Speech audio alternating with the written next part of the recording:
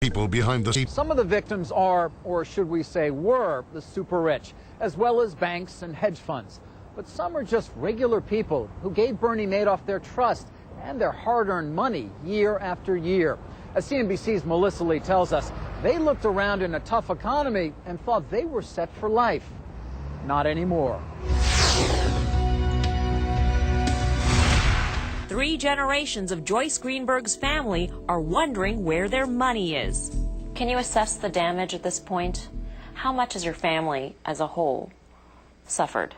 Several millions of dollars. They are hurt pretty badly. I know my stepmother is very severely impacted. She gave Bernie all of her capital to manage.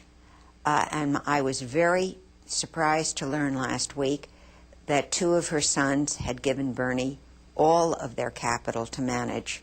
And all of your family members, I'm assuming, trusted Bernie because of the relationship. Right, and that was why they left money with him for so long.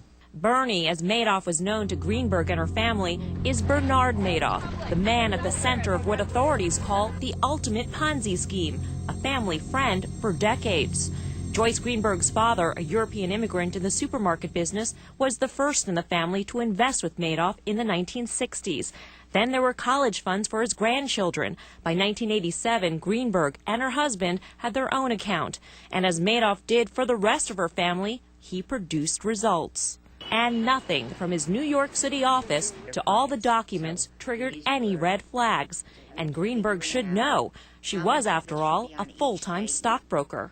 Everything that Bernie sent seemed to be legitimate. And you were looking at these statements with a trained eye. That is correct.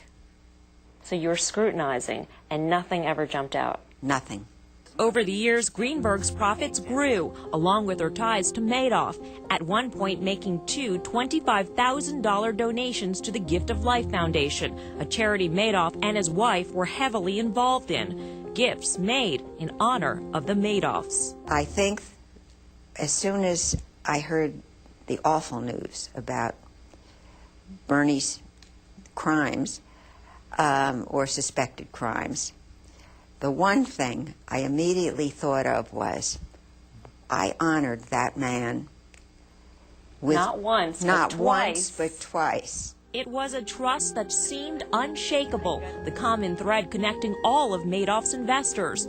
Everyone knew Bernie, through family or friends.